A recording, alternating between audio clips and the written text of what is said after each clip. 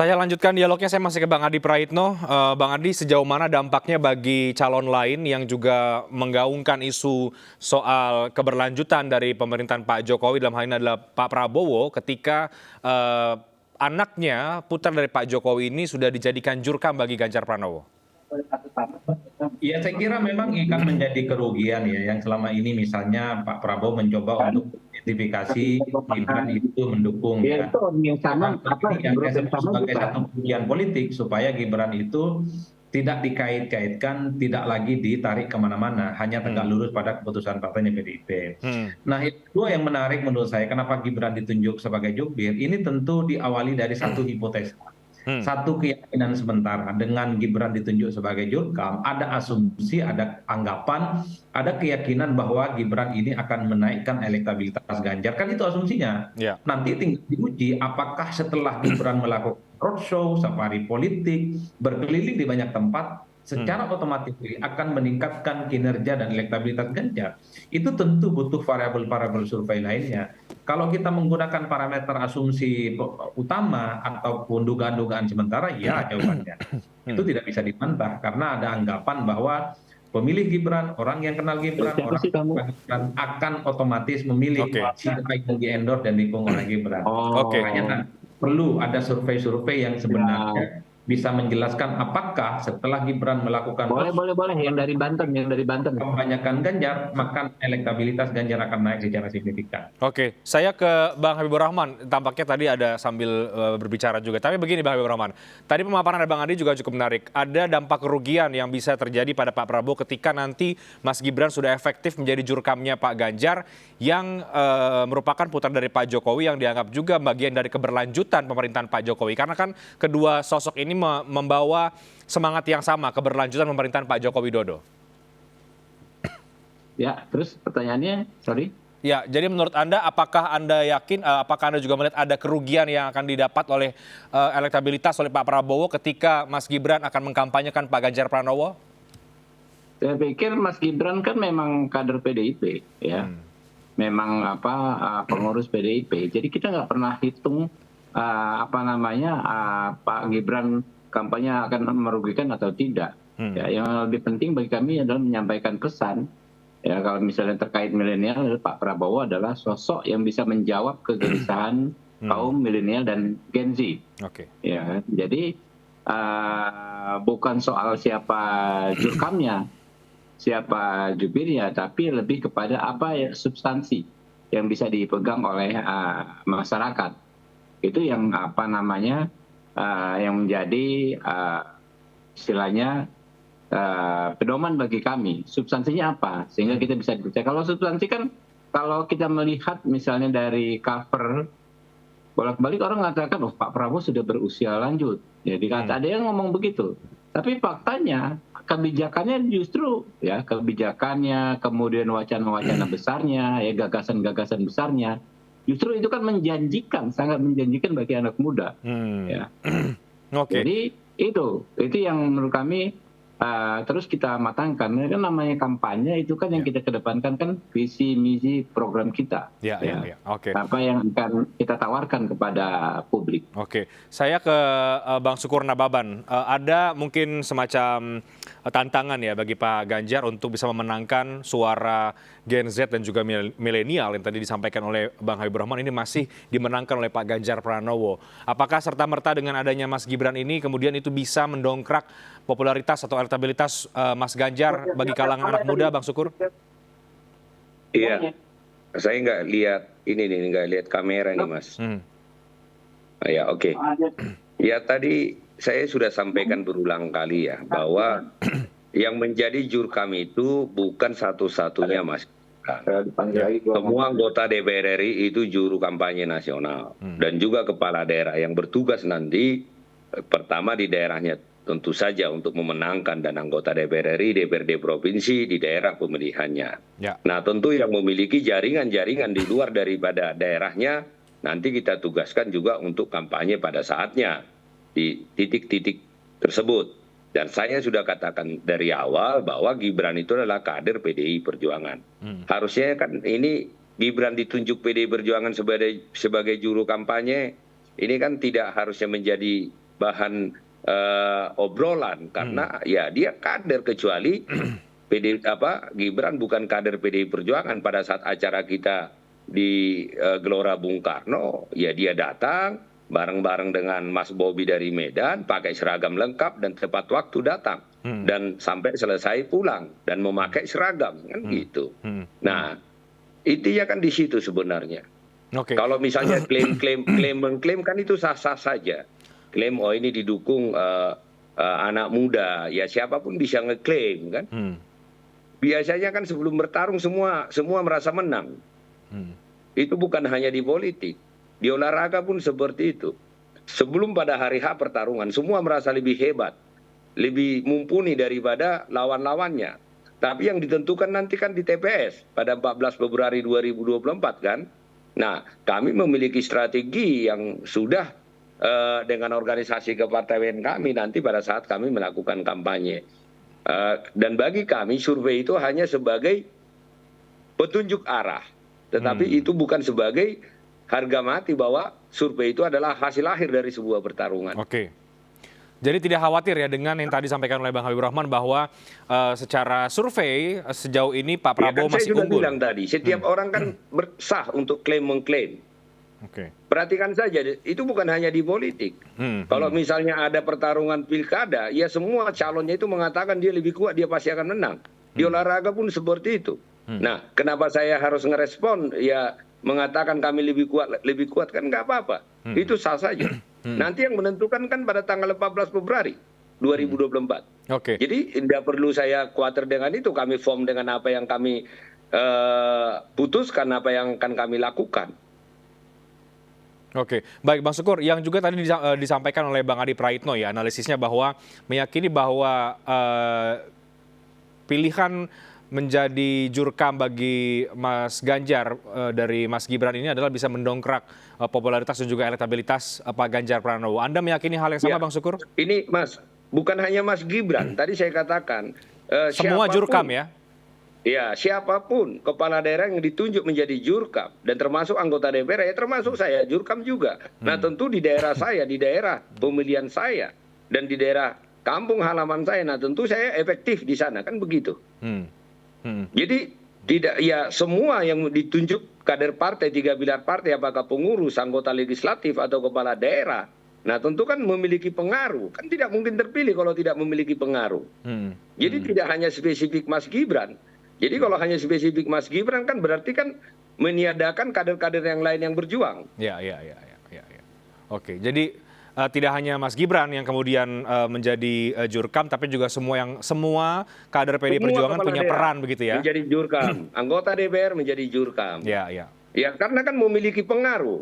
Kalau kata Mas Adi kan itu menjadi pusat-pusat pengaruh. Mas Adi ngajarin saya begitu di politik. Yang dipilih itu kan memiliki pusat pengaruh. Artinya saya memiliki suara 150.000 di Kota Bekasi, Kota Depok. Nah, berarti kan at least 150.000 itu bisa saya pengaruhi untuk memilih presiden yang diputuskan oleh partai saya. Jadi artinya saya sepakat tadi dengan sahabat saya dari Gerindra. Jadi tentu masing-masing partai memiliki strategi masing-masing. Jadi tidak tergantung orang per orang siapa yang berkampanye. Ya. Oke, saya ke Bang Adi Praitno. Setiap partai pasti begitu. Ya, saya ke Bang Adi Praitno bagaimana Bang? Karena yang kemudian juga kita tahu ada suara yang cukup besar ya di milenial dan juga di Gen Z yang tentu perlu dimenangkan oleh semua kandidat, oleh semua baca pres lewat cara apapun, termasuk juga menunjuk jurkam-jurkam tertentu. Ya secara prinsip sebenarnya soal elektabilitas capres atau pasangan capres dan cawapres itu sangat tergantung pada sang kandidat. Karena yang dilihat oleh publik jagoannya ini jualan apa? Jualan visi misi, jualan kinerja, jualan track record atau kerja-kerja politik yang menurut mereka masuk akal dan akan membuat satu perubahan yang akan membuat Indonesia jauh lebih bagus. Jadi jurkam, tim sukses dan semacamnya ini adalah suplemen yang sebenarnya sifatnya bonus, Mas. Tapi bukan yang utama. Itu yang saya sebut dalam berbagai kesempatan. Jadi sehebat apapun jurkam, sehebat apapun tim ses, kalau capres yang diusung itu tidak memiliki daya magnet dan elektabilitas yang tinggi, ya percuma. Oleh karena itu saya selalu mengatakan dalam pertarungan pilpres yang utama tetaplah pasangan capres dan copres. Yang lain-lain itu hanya bonus, itu saja. Jadi anggota dewan, kepala daerah, juru bicara, tim sukses itu adalah suplemen-suplemen tambahan, tapi bukan utama yang kemudian dilihat oleh publik sebagai preferensi untuk menentukan pilihan politik. Kalau kemudian kemenangan soal capres itu ditentukan pada tim sukses dan jurkam, berarti capresnya nggak usah kampanye, cukup jurkam aja yang keliling kemana-mana. Kan begitu ceritanya. Ini yang saya selalu mengatakan bahwa publik itu seringkali ingin melihat bahwa jagoan mereka, capres mereka adalah mereka yang sering turun ke bawah, mampu diajak komunikasi secara langsung, mudah diajak selfie dan mudah diajak bicara. Itu kunci utama yang sebenarnya bisa meningkatkan elektabilitas. Meski pada saat yang bersamaan tambahan-tambahan suara itu tentu dari tim sukses, dari relawan dan para jurkam itu yang punya loyalis, punya follower dan punya daya pengaruh yang cukup signifikan untuk mengarahkan kepada salah satu calon. Ya. Tapi yang sekarang kita lihat juga Bang Adi, memang partai-partai politik sudah mulai memaksimalkan jurkam atau kader-kader muda ya untuk tampil dan juga mengkampanyekan capres-capresnya, mengingat ada ceruk suara tadi itu yang memang sangat besar di 2024 mengarah pada Gen Z dan juga milenial. Ya persis, saya kira semua partai politik akan menggunakan strategi yang sama, bahwa pemilih muda itu adalah pemilih yang akan menjadi prioritas target untuk dipengaruhi dan untuk diyakini datang ke TPS memilih capres dan memilih partai. Kalau kita melihat jumlah persentase jumlah pemilih muda di 2024 itu kan mencapai 53%, Mas. Artinya dengan menang di pemilih muda itu akan memenangkan pertarungan politik. Inilah yang sebenarnya kenapa para partai politik sudah mulai menggait para jubir, influencer gitu ya, untuk memenangkan hati anak-anak muda ini. Karena style anak muda yang diharapkan akan mampu memberikan kontribusi soal kemenangan nantinya di pemilu. Makanya anak-anak muda ini kemudian dididik secara politik, dipengaruhi secara politik, kemudian didesain sebagai bagian dari tim pemenangan kampanye. Karena ada satu keyakinan yang bisa mendekati anak muda, ya anak muda sendiri, bukan yang lainnya. Anak muda lah yang paham betul bagaimana style dan selera politik. Ini yang saya kira sedang dimainkan betul oleh hampir semua partai politik, dimainkan betul oleh hampir semua capres-capres yang ingin bertanding di 2024. Ala kulli hal yang ingin saya katakan adalah yang utama dalam pilpres itu tetaplah adalah calon presiden dan calon wakil presiden. Yang kedua, jubir dan tim sukses itu adalah bonus dan suplemen tambahan sebenarnya, tapi bukan yang utama. Oke, saya ke Bang Habibur Rahman. Artinya Partai Gerindra atau Pak Prabowo juga tentu menyiapkan ya, selain tentu Bang Habibur Rahman sebagai jurkam, kader-kader yang dekat dengan milenial, dekat Gen Z untuk bisa menandingi jurkam-jurkam yang lain dari kandidat lain, termasuk ada Mas Gibran di kubunya Pak Ganjar Pranowo. Gimana Bang? Termute Bang Habibur Rahman?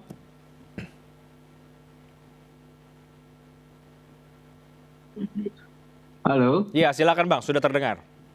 Iya, apa yang kami sampaikan sejak awal tadi, ya bahwa Gen Z kita ini kan melihat substansi, ya. Apa substance yang disampaikan gitu, bukan sekedar terjebak pada siapa yang menyampaikan. Tentu kami juga menyiapkan kader-kader kami yang muda-muda dan lain sebagainya sebagai jubir. Tetapi substansi bagaimana Pak Prabowo bisa menjawab kegelisahan kaum muda, karena Pak Prabowo pun salah satu orang yang paling mengerti dinamika persoalan kebangsaan saat ini, ya. Kayak kata Pak Jokowi, harus orang yang berani, ya. Berani dalam konteks apa? Berani mempertahankan kepentingan bangsa dan negara di konteks internasional. Untuk berani itu kan harus paham, ya, harus mengerti, ya. Masalahnya apa, gitu kan? Dan solusinya seperti apa. Nah, ini kan yang dilihat Gen Z dan milenial saat ini, bahwa yang paling paham, ya, dan yang punya dikatakan dekat dengan diksi berani itu ya Pak Prabowo, gitu kan. Sehingga kalau sasarannya anak muda, ya ini sudah benar. Saya katakan anak muda itu melihat substance, melihat substansi apa yang digagas oleh para calon-calon ini. Ya. Siapa tokoh-tokoh yang kemudian juga bisa paling tidak menandingi Mas Gibran dari disiapkan Partai Gerindra? Kita tidak dalam konteks mengkontestasi orang per orang, ya. ya. Iya. Kita lebih ke substansinya. Oke. Ya ada, semua calon tentu ada generasi mudanya. Oke, tinggal nanti kita akan tunggu siapa yang akan muncul ya Bang Habibur Rahman dari Partai Gerindra atau mungkin partai-partai pendukungnya Pak Prabowo. Iya, kita kedepankan narasi substansinya. Oke, Bang Sukur, Anda juga meyakini bahwa capres Pak Ganjar ini juga bisa diterima oleh milenial, oleh Gen Z yang nantinya akan menjadi ceruk terbesar dalam pemilih di 2024. Seperti apa Anda melihat sosok Pak Ganjar kalau kita bicara soal pendekatan ke anak muda? Ya, saya yakin 1000%. Tadi saya katakan klaim-klaimkan itu kan sah. Buktinya kalau setiap di mana Pak Ganjar datang dikelilingi anak-anak muda kok.